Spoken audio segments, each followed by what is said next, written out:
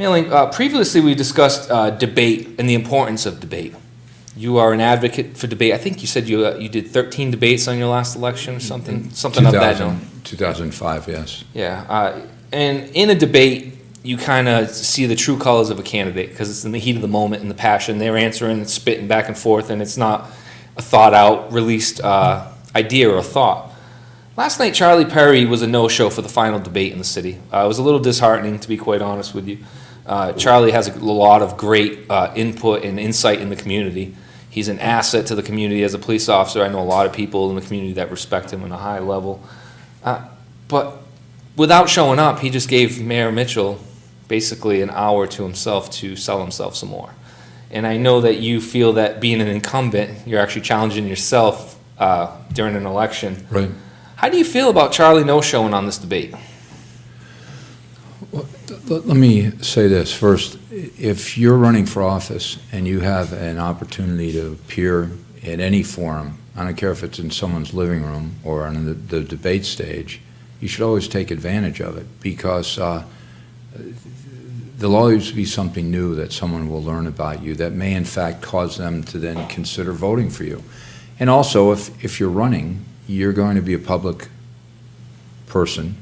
You're going to be a public servant, which means you work for the people who would be watching the debate. So unless someone was ill or for some reason was unable to be at the debate, and you know, if we would find that out later, then I'd feel very badly about it. But I can tell you, if you don't show up for a debate, you're really ceding your opportunity to make your case to the people. So I don't understand that, quite frankly. And I have not talked to either of the candidates, so I wouldn't know why one would show, one wouldn't. I think earlier in the process, I think Charlie was out there making sure he went to every single forum. Late in the process, you have to redouble your efforts and make sure that you do. When I won the primary in 2005, I challenged the incumbent to a debate in each ward. So you'd say, well, if you just won, why would you challenge the incumbent? Because you want people to know where you stand, what you believe in, and make sure they're going to, A, support you. Hopefully they will. But I think it's part of the discourse in a democracy. You want candidates to debate. You want them to be appearing in front of the people. Now, I also think, if you're an incumbent, you're running against your opposition. You're also running against yourself. So hopefully Mayor Mitchell last night was able to take advantage of issues that he felt that he hadn't spoken clearly about in the past. So maybe from that perspective, it served the purpose of having people understand a little bit more about our mayor and what he's accomplished and what he hopes to accomplish. But to not have the other chair full is really something that's offensive. You're running, you show. You don't want to run, don't worry about debating. You don't have to. You run, you debate, you show. And it's unfortunate because Charlie has done a lot of good things for the community. I'm not here to tear him down at all for his decision not to come last night, nor do I know the exact reason for him not coming.